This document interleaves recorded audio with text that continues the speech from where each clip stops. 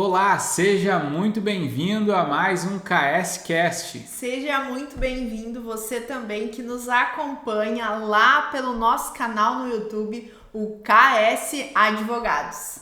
O meu nome é Felipe Osmar Krieger. O meu nome é Rubiane Spengler. E no KS Cast dessa sexta-feira, você vai acompanhar as principais notícias que movimentaram as áreas do direito do trabalho e previdenciário. Então, vamos direto à informação.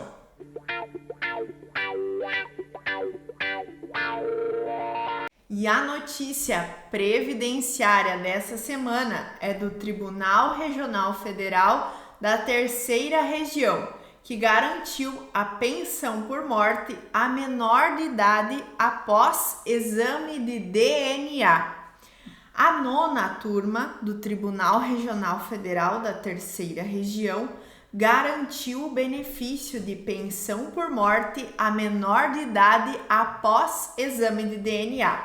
E o caso, então, trata de um pedido de pensão por morte a uma menor de idade representada pela sua mãe. E esse pedido administrativo foi negado. E o INSS negou sob a justificativa de que o nome do pai não constava na certidão de nascimento. No entanto, as autoras elas apresentaram um exame de DNA realizado após o falecimento do decujus, comprovando que a menor de idade era realmente filha do falecido. E com então essa negativa administrativa do INSS, as autoras buscaram a justiça, elas recorreram à 8ª Vara Federal de Campinas, São Paulo, a qual indeferiu o pedido liminar dessas autoras. Para a vara, a decisão ela precisava de mais aprofundamento. Por isso, o processo então foi parar lá no Tribunal Regional Federal da Terceira Região. E, ao analisar o caso, o tribunal concluiu que a menor de idade preenchia todos os requisitos para ter direito à pensão por morte. O Tribunal Regional Federal da Terceira Região indicou que, além da qualidade de segurado e óbito, a condição de dependente também foi comprovada com a apresentação de DNA. E também a nova certidão de nascimento emitida com a filiação agora do falecido. E além disso, também comprovou-se a dependência econômica entre a menor de idade e o falecido.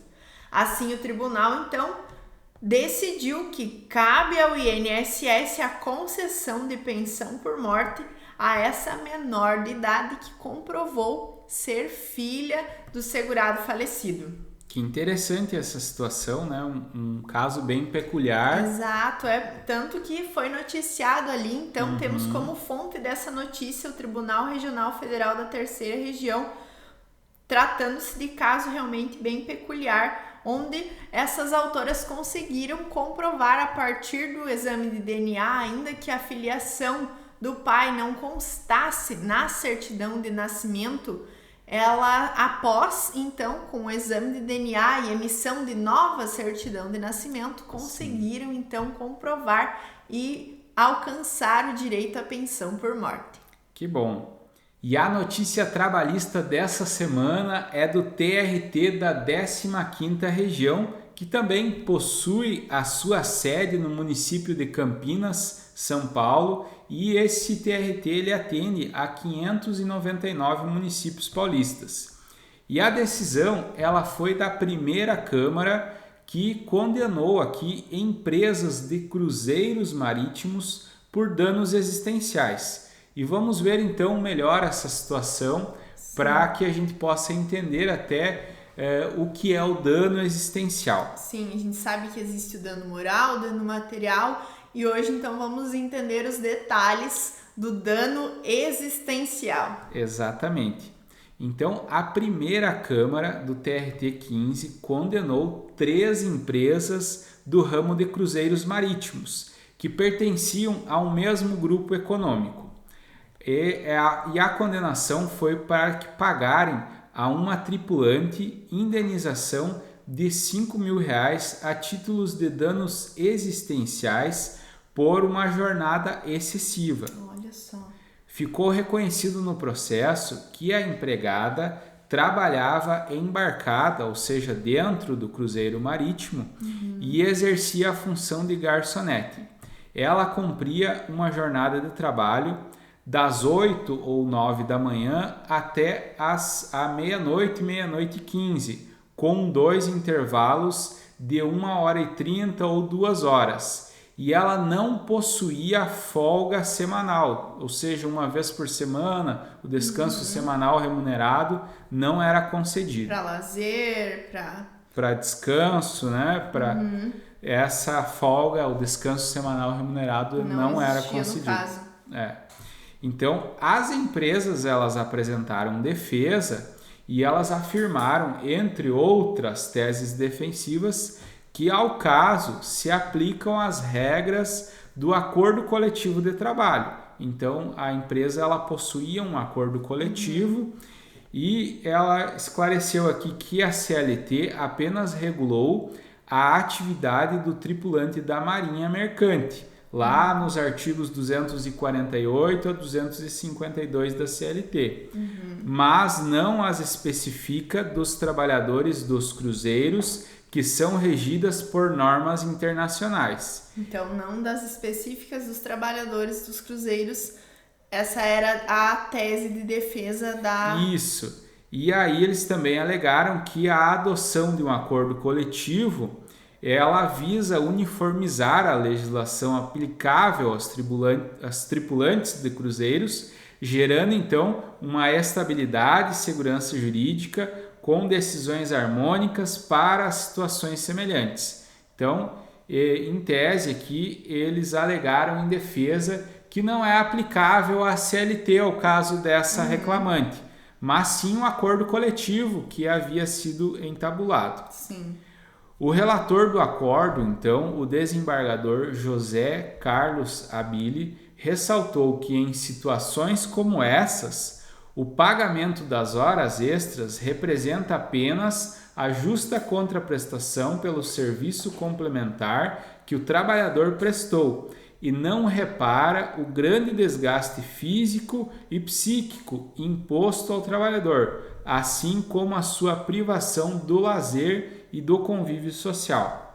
O acórdão também salientou que nos casos de cumprimento de jornada excessiva, o trabalhador passa a ser tratado como coisa e não como ser humano, e concluiu que mesmo exercendo atividade peculiar, como por exemplo, tripulante de navio de cruzeiro, não se pode impor à trabalhadora jornada estafante, suprindo seu direito ao lazer e ao repouso, e que, portanto, não tem nenhuma validade a cláusula contratual que suprime tal direito sagrado do trabalhador.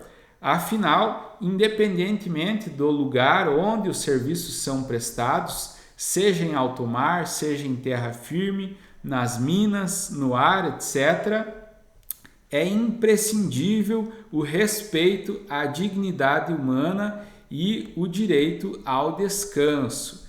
Então, essa foi a decisão do TRT da 15ª Região, que condenou, então, essa empresa a pagar uma indenização de R$5.000 a título de danos existenciais. O dano existencial, ele é uma espécie de dano moral que visa indenizar o trabalhador quando ele tem uma jornada excessiva, desgastante, ou quando ele é privado do convívio social e familiar, né?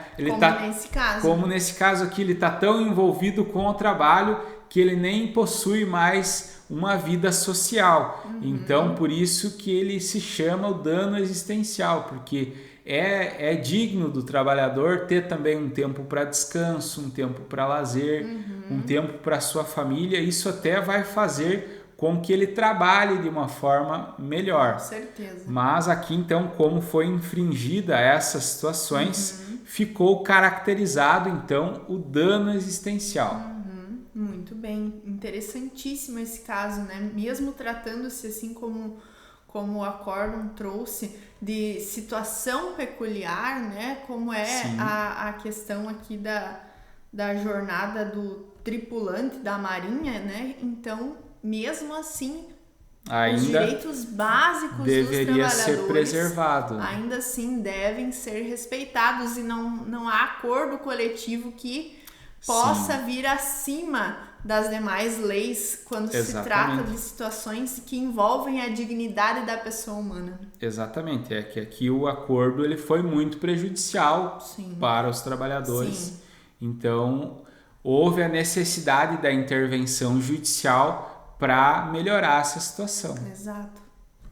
E essas, então, foram as principais notícias dessa semana. E se você achou esclarecedor, achou interessante esse tema, nos acompanhe nas nossas redes sociais, pois toda segunda e sexta-feira nós estamos por aqui compartilhando conhecimento. Um forte abraço e até a próxima.